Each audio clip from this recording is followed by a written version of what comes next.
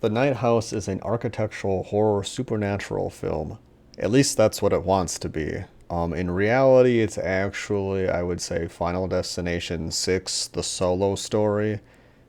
The film attempts to have a lot of things going on in the periphery, things that are not exactly explicitly being told to the audience, which is very unfortunate because it builds this kind of growing mystery and narrative that is all but washed away come the final 20 minutes of the film, where we're just expositionally told exactly what's happening. If you had any misunderstanding at all, we are visually shown what was going on, and we are also told exactly what was going on. So the film leaves nothing to question, and thank fucking God, because I didn't want to like this movie. So if the film played the plot a little close to the chest, the film would have come off a little better. And instead, though, this film comes off as the typical immature, insecure Hollywood dog shit horror movie. Once again, the best scare in the movie is a scare that is unrelated to the true horror. The best scare is a fucking jump scare, loud noise. Every other scare that follows doesn't even match up with the level of anticipation and building tension. And the threat is honestly is ambiguous and boring and is not doesn't really have any power, which makes no fucking sense at all. I don't quite understand it. But I'll get that into the plot. It stars Rebecca Hall as the lead actress, and she is playing the teeth from the mouth of Sauron. I shit you not. And usually I wouldn't go into a character's physical presentation. I'm not quite concerned with how they look, save for how it relates to the plot. But there's one moment where the camera like is zooming in on her fucking teeth, and her teeth, I'm sorry, but her teeth have this weird, like they must have been like rounded off. It looks like she had like custom teeth work done. Like you see, my teeth are flat across, and I haven't had any weird teeth work done. But she must have had something happen to her in her life or something, where that part of her teeth is like comes down and then it like curves in on each side. So it's really strange, and it looks a lot similar to the mouth of Sauron from the Peter Jackson adaptation from Return of the King. So if you're used to seeing that, then, and if you're into teeth, like strange kind of British teeth, then this movie's right up your alley, because the lead actress, boy, she got them teeth. Okay, so what's the plot? The plot, I'm going to tell you what the real plot is. I'm not going to tell you what the movie tries to trick you in the plot being. So the real plot is Rebecca Hall's character is trying to recapture, is that her name? Yeah. She's trying to recapture her life after her husband's suicide. Now, we don't know it's a suicide right away. We don't know what the fuck's going on. And let me just talk about how this movie introduces the characters and the story, because right away, two things stick out. Now, I don't know if it was my movie theater, but boy, this movie looks like shit. The screen, I don't know if it was the screen. I don't know if the lens and the projector was dirt. I don't know what the fuck that was going on. But this movie looks like it was filmed on the worst digital camera I've ever seen in my life. I would be shocked to find out that this was shot on film. If it was shot on film, they wasted the fucking film because something was dirty. Because it's just blurry randomly, like all the time. It looks like shit, but not like horrible blurry. But it's like if you've seen like any other movie and then you see this movie, it's like there's like a 50. Like if you've seen like Avengers Endgame, that movie looks pretty good. I think that's shot on digital to my knowledge. And then you watch this. This is like half as good. It looks like shit. I don't know why. So one, we're shooting a lot of scenes at night, which is harder to get a better picture of because there's less light, so it looks like shit. I mean, usually that's more for film issues, but like this also looks like shit. I don't know why. But then also the sound mixing is incredibly fucking bad right at the get-go. So why is it bad? How do we know it's bad? Well, it's bad because we're going through like a dark house. Maybe it's somebody's party, maybe it's a birthday, I don't know. And we see the silhouettes of two characters, and one of them is holding like a, I've just brought this to the party as my, horse de Vere item, and then there's two women and they're talking, and there's this like kind of classical music playing. Now you don't really know what's going on. My head's filling with all ideas of like maybe there's like a surprise party waiting for her or something. I don't fucking know. But there's like this fancy kind of music playing, and at first you think maybe it's diegetic music, maybe it's music that's coming from inside the house. And this is where it gets really awkward, because you have this non-diegetic music playing, and you have these two characters, and then the two characters are whispering. So you think that they're whispering because they don't want to be eavesdropped on. So you think, oh, so this non-diegetic music, it's actually diegetic music. There is music in the house, and there are people waiting for them in the house, even though the house is all dark. No, because the music fades away and then is just gone over the course of this conversation. But the characters are still whispering, but they don't need to whisper. And you find out that there's further evidence that they don't need to whisper, because this lady lives in the middle of the fucking woods. So these two characters are just whispering. I don't even know. I assume it was like the lady that she was talking to was like her husband's mom or something. I don't even remember at all who the fuck they were. Because I don't even think you see him. I forget. But it's really bad ADR. Like, they clearly recorded that conversation. Like, and they just had the two actresses stand there in front of the door for, like, 36 seconds or some shit. Because they talk like this. They're like, I don't really know what I should be doing right now. I'm really nervous. Oh, my God. I don't know. Oh, yeah. Well, if you ever need any help. Like, they talk like they're whispering into a mic. They don't talk like they're whispering to another person. And you can tell that they're whispering into a mic because each of their voices are like giga gain. Like the mic is set to like ultra sensitive. So it sounds like some weird ASMR. So it's like, why are they whispering? Two, why did you like sound mix it so bad where it doesn't, like, it sounds like they're whispering into your ear, but they're on the other side of the fucking glass door. Like, what the why would you do that? Why would you sound mix it so badly?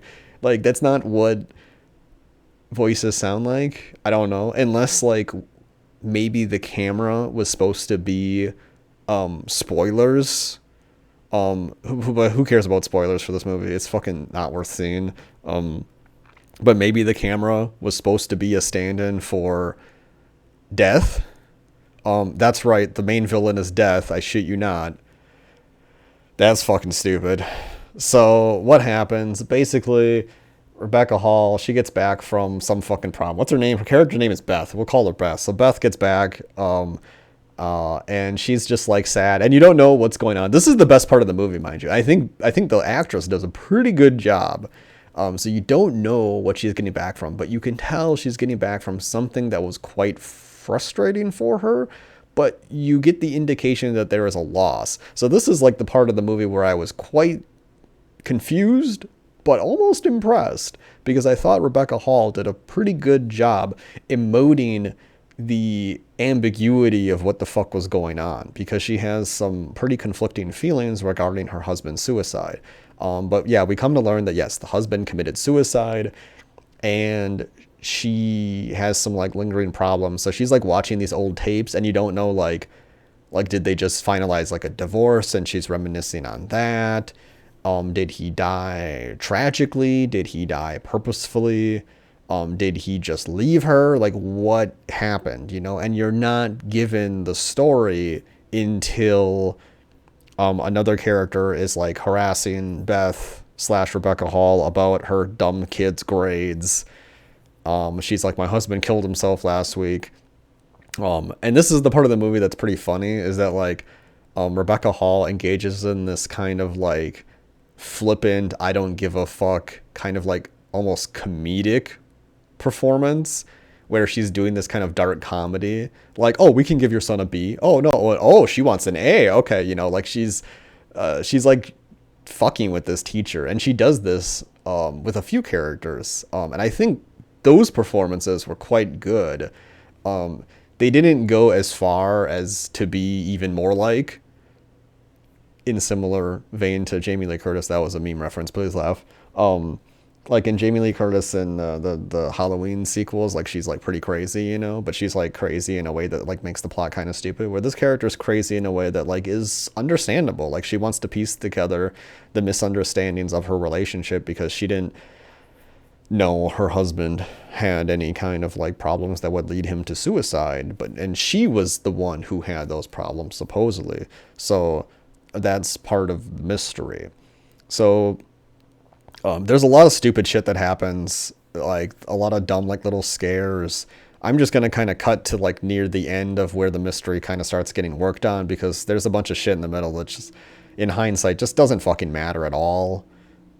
So basically, Beth, she looks on her husband's phone and then she looks on his like iComputer, whatever the fuck those are called, and she sees that like yes, he does have other pictures of other girls that look like her. So that confirms her infidelity suspicion. So she starts following this trail. She like finds where one of the girls is and she talks to her, and then she goes talks to her like her girlfriend, and she's like, oh, I don't think they slept together, but like I don't know, why was he seeing all these people, like what's going on? And then the girlfriend's like, you know, you just like, he's dead now, like what is this really for, like you should just drop it.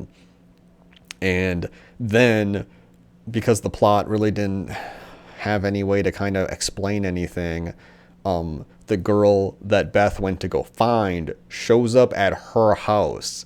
And now, mind you, there's been like some kind of weird female on female intimacy that I assumed might have blossomed into some kind of like lesbianism going on in the film at some point. Like I thought the movie was going to have like, so we think the husband cheated, right?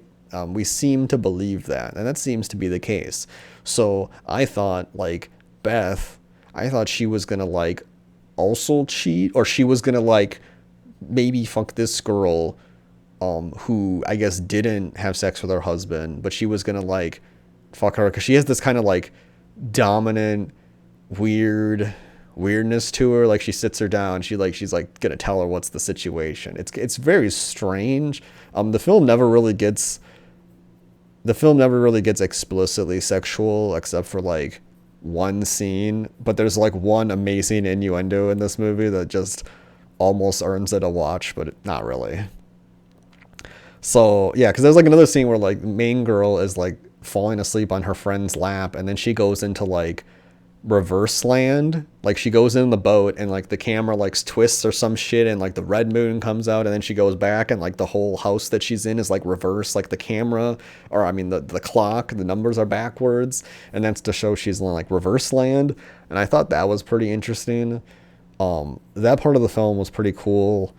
Clearly there was they had an idea of this kind of like architectural horror. Like the movie lays out early on that the husband was working on this very strange architectural design, and it looks like he was almost building like this underground like altar, maze altar. Like there's like written in the margins like how to like escape this beast that is supposedly in the basement, but we never really, there isn't this maze basement. That's all. There's so many red herrings in this movie that would have baited out a much more interesting film, in my opinion. Instead, like if Death or the Beast was like a tangible thing, that would have been way better than like Invisible Man. Oh yeah, that's another movie that this movie is ripping off. This movie's ripping off Invisible Man, the new one, and it doesn't do a very good job with that at all. So basically main girl is like trying to figure shit out. She finds the night house. So the night house is actually just basically another duplicate house that husband built, where he would lure women to and then kill them and stash them under the floorboards tied up in this specific way. And he was feeding them to death to trick Death into thinking that he was finally killing Beth, because earlier in life Beth fell. So this is the impetus of the plot, mind you, and this is really fucking stupid. When Beth was like a teenager, her car like went off a mountainside and flat like a pancake, and she died.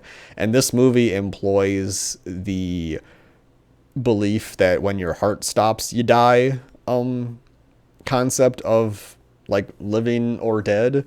So they're operating under like a medical model that isn't fucking true and hasn't been true for like 40 fucking years. Like doctors don't consider you dead when your heart stops because you can live after your heart stops. Like you have things to resuscitate people when that happens, and death is not reversible, so you're just not fucking dead when your heart stops. Like that's just not what we do anymore. We usually say, you know, your brain stops functioning, not your heart. So the movie is operating under a delusion of how death works. So that makes it really fucking embarrassing and awkward. Although she does say that her heart wasn't beating for like 5 minutes or something. So sure, maybe that's it. Whatever. Okay, who cares? So somehow she died, but she didn't die. But when she was dead, she saw nothing. But she felt like something was like following her, and that's the plot of the movie. Is basically she somehow escaped death or was able to like walk out of being fucking dead despite being smushed like a pancake, and death wants her to come back to being dead, and rather than like harassing her to be dead and like, you know, committing seppuku, death harasses her husband saying like, oh, kill her. And there's like one time where like I guess in the past he like was trying to choke her, but then he stopped, and then the husband tries to trick death by killing other women that look like her and like seducing them to like get them back to his house, and he's killed like tons of women this way, and supposedly he never had slept with any of them. He just like lured them back to like an intimate situation and then just chokes them out and kills them. So yeah, that's pretty fucking stupid. The impetus for the plot of the villain is fucking stupid. Like death is just like an invisible naked man who just like has no powers, but he can like whisper in your ear like kill your wife, come on, kill her, come on. And like that just makes the husband man go crazy, and he never says anything, never. Like maybe this is a movie that only can be made in like America, right? Because like if he was in another country, you know, he could probably get some like mental health services and be like, dude, I'm hearing fucking voices, can we get like some medication or something, you know? Like that would be an interesting plot to follow down, but instead like that would get in the way of the shitty plot that they wrote, so obviously we can't have that. So the movie does some interesting things well with like the inverse house, but that doesn't really mean anything to the plot. The movie leaves these like little like red herring information things on the periphery, like this like weird Indian maze thing that I only know a little bit about because of the kabaddi sport. And there's like this implication that like the husband was building this like architectural nightmare house that like when you look at certain parts of the house you see like silhouettes of faces and things, but actually that's just like death standing there and his face is imposing in the architecture, and then like when he turns then it loses that. Like I thought the movie was going to be like the house was designed to impose this fear on the people who lived in it, but it's actually just death is standing there naked against a wall, and then you see like the silhouette because he's like by a pillar, and if you look at it the right angle you can see like the outline of his face and stuff because he's like invisible. So yeah, the movie is pretty fucking dumb once you know everything. The movie has the shittiest solution. Like she basically is in like nightmare world, the actual night house of Fantasyland, and she's like seeing her husband kill all these people, and she's like in the bathroom, and she thinks the invisible man who is death is her husband, and like they start like hugging and like I think kissing, and then he's like feeling her body, and then he's like feeling her from behind, and you think like, oh, is she gonna fuck her dead ghost man?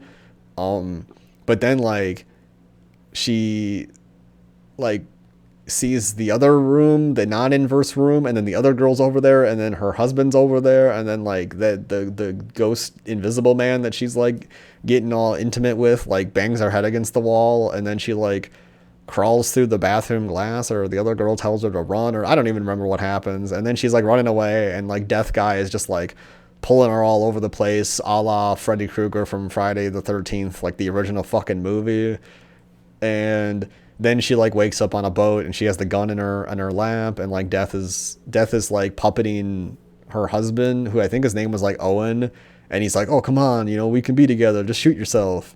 And she's like sitting there, and then for some reason the blonde friend comes over, and she's like, oh my god, Beth, no, and she like jumps out, and she's swimming in the water, and she pulls her out of the boat, and then they're like sitting there, And Beth's looking at the boat, and you can see like this really shitty CGI silhouette. That was another thing. If the effects were practical, I would raise the movie up like a number. I would say it's maybe like a 4 out of 10. But I'm pretty sure they were all CGI because they looked like shit, and they looked so like not.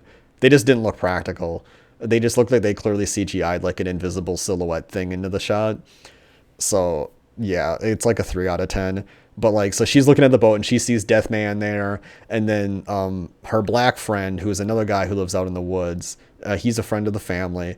He's like looking at it, and he's like, "No, there ain't nothing there," or something. But like, the film seems to imply that he does see death or something. I don't know.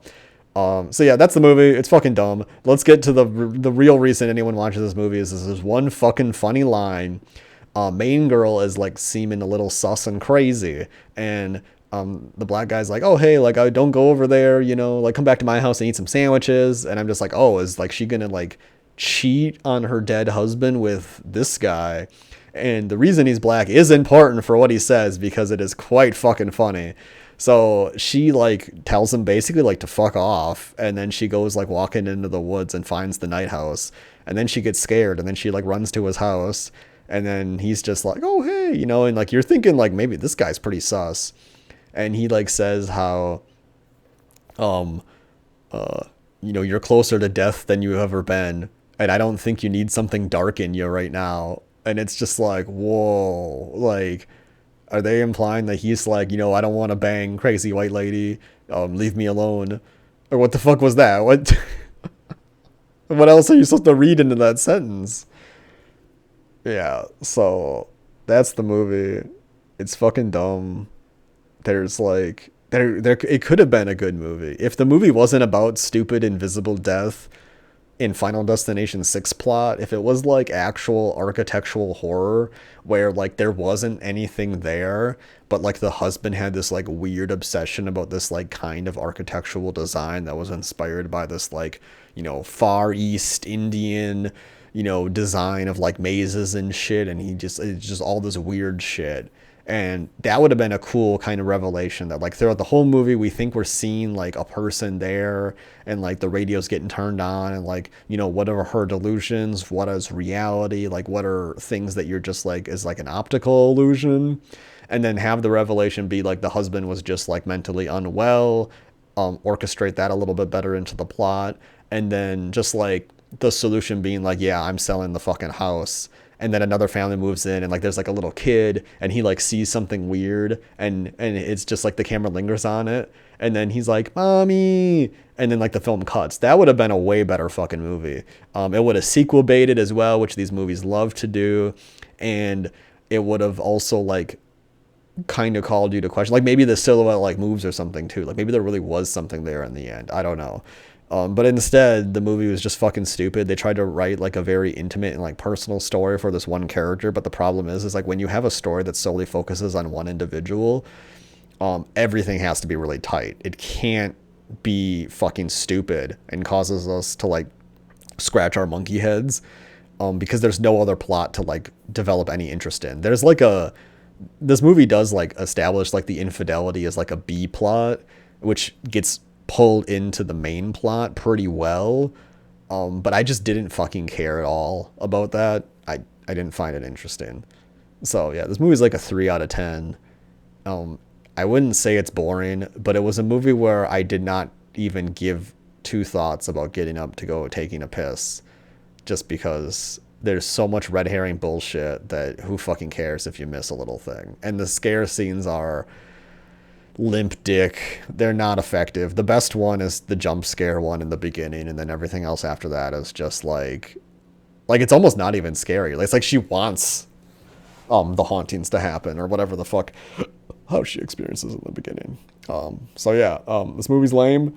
I thought the performances were pretty good. The husband character just looks evil though, so I don't know why they casted him. They should have casted somebody who just didn't look like somebody who chokes and beats women, because that's not like, way to subvert my expectations. Like, this guy looks like he murders women, so I'm glad. And also, I called the fucking movie immediately. So after the first scene, I assumed that he killed himself, and I assumed that he also cheated, and that's why she was conveying those emotions that would seem so conflicting. And obviously, I was right. I just told you that. But also, too, The lead actress did a pretty good job. So, bravo to her. Good job. Clappa clappa. But yeah, it just, I don't know. Didn't fucking go anywhere. Movie looked like shit. And it tried to be weird, but it didn't like go into being weird enough. The final act sequence should have been surreal. It should have been truly surrealist horror. The architecture should have came alive a lot better.